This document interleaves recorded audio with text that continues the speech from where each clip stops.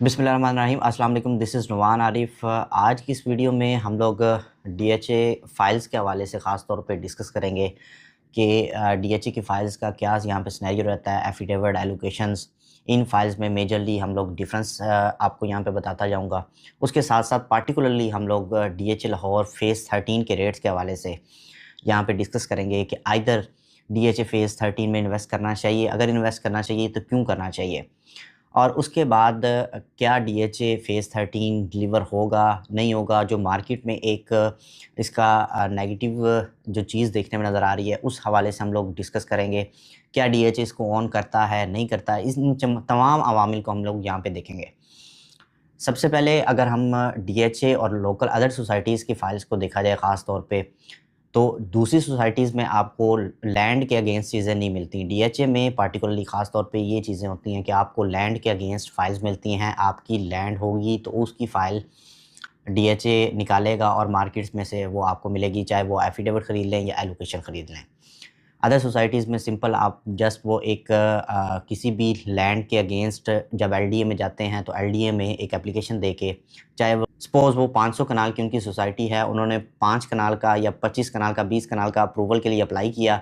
उस अप्रूवल की एप्लीकेशन के जो सबमिशन होती है उसकी रिसीविंग के ऊपर ही वो कह देते हैं जी एलडीए अप्रूव्ड है, और लोग उसमें इन्वेस्ट करना स्टार्ट कर देते हैं। वो 500 कनाल जो उनकी सोसाइटी है उसके अगेंस्ट वो 500 से 700 कनाल की वो फाइल्स मार्केट में सेल कर देते हैं, क्योंकि वो एक सिंपल एक एफिडेविट होता है आपके पास जिसका कोई वजूद नहीं होता।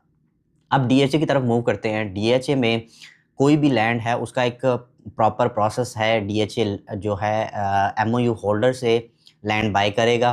लैंड बाय करने के बाद डीएचए इन रिटर्न उनको पैसे वगैरह पे नहीं करता। उन लैंड के अगेंस्ट डीएचए उनको फाइल्स इशू करता है। वो फाइल्स फिर मार्केट में आ जाती हैं फॉर सेल के लिए। वो फाइल्स डीएचए उनको एफिडेविट्स इशू करता है। वो एफिडेविट्स जब आप मार्केट में आते हैं फॉर सेल के लिए, वो आप ख़रीदते हैं, आपके नाम पे वो एलोकेट हो जाता है, आपके नाम पे ट्रांसफ़र करवाना उसको ज़रूरी होता है। वो आपके नाम पे एलोकेट होके वो एलोकेशन बन जाती है। अब हम लोग एलोकेशन और एफिडेविट में मेजर अगर डिफ़रेंस को देखा जाए, एफिडेविट अगर आप बाय करते हैं तो एफिडेविट की बाइंग के ऊपर अगर देखा जाए तो आप क्योंकि फर्स्ट अलॉटी हैं, तो यहाँ पाकिस्तान में ये रूल है, कोई भी आप फ़ाइल अगर ख़रीदते हैं उसके आप फर्स्ट अलॉटी हैं तो आपको टैक्स वगैरह की और स्टैम्प ड्यूटी की एग्जेम्पशन यहाँ पे मिलती है। एफिडेविट की जो डीएचए में एफिडेविट्स हैं उनकी ट्रांसफ़र फ़ीस और मेंबरशिप ये आपने सिर्फ देनी होती है, और ट्रांसफ़र फ़ीस भी बहुत ज़्यादा कम है। टैक्सेस आपको ऑलरेडी नहीं बढ़ते। इसी तरह अगर एलोकेशन के टाइम पे अगर देखा जाए तो एलोकेशन के टाइम पे आपकी ट्रांसफ़र फ़ीस प्रॉपर 5 मरला की जो डीएचए में चल रही है, या आप जिस भी कैटेगरी को ले रहे हैं वो आपको फ़ीस लगेगी, प्लस मेंबरशिप फ़ीस देनी होगी, प्लस आपके स्टैम्प ड्यूटी, टैक्सेस वगैरह सब देना होगा। उसके बाद अगर हम यहाँ पे देखें कि बेस्ट बाइंग कौन-सी है, एलोकेशन या एफिडेविट, वो जब आप बाइंग कर रहे हो उस टाइम पे रेट को कैलकुलेट करने के बाद ही पता चलता है। एफिडेविट क्योंकि थोड़ा-सा महँगा होता है रिलेटिवली, एलोकेशन थोड़ी सस्ती होती है। आप एफिडेविट की कॉस्ट और एलोकेशन की कॉस्ट दोनों को मिला के अगर आपको एफिडेविट जो है वो थोड़ा-सा लेवल पे या थोड़ा-सा ज़्यादा महँगा भी पड़ रहा है तो उसको बाय कर लेना चाहिए, क्योंकि आपने जब एफिडेविट को सेल करना है, जब आपके नाम पे वो एलोकेट हो गया, उसको जब आपने सेल करना है तो उस टाइम पे भी आपको गेन टैक्स वगैरह इसका नहीं पड़ेगा। तो इसलिए आपने वो ये चीज़ भी अपने माइंड में रखनी है। अब हम डीएचए लाहौर फ़ेज़ 13 की तरफ मूव करें तो डीएचए लाहौर फ़ेज़ 13 में मेनली हमें यहाँ पे कैटेगरीज़ को देखें फ़ाइल्स की, तो रेज़िडेंशियल्स ही सिर्फ मिलते हैं, कमर्शियल कैटेगरी यहाँ पे देखने में नज़र नहीं आती। ना ही यहाँ पे एफिडेविट आपको मिलते हैं फ़ेज़ 13 में। रेट को अगर देखा जाए तो वो तकरीबन 18 लाख रुपए में 5 मरला, साढ़े 27 लाख रुपए में 10 मरला, साढ़े 57 लाख रुपए में आपको यहाँ पे 1 कनाल की फ़ाइल देखने को मिलती है। अब डीएचए की मेनली सबसे पहले जो इन्होंने डीएचए की तरफ से जो लोकेशन अनाउंस की गई थी वो पार्क व्यू सिटी के बिल्कुल साथ इमीडिएट बैक पे वाली साइड पे ही इसकी लैंड का अनाउंसमेंट की गई थी। फिजिबिलिटी रिपोर्ट लास्ट ईयर हमने देखा कि डीएचए ने उसकी फिजिबिलिटी स्टडी भी करवाई थी।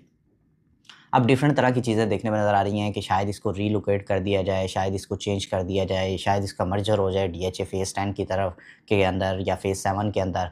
देखिए ये सारी प्री मैच्योर चीज़ें हैं। डीएचए की तरफ से जब तक एक प्रॉपर अनाउंसमेंट नहीं आ जाती, उसमें कोई हतमी तौर पे कोई चीज़ नहीं कही जा सकती।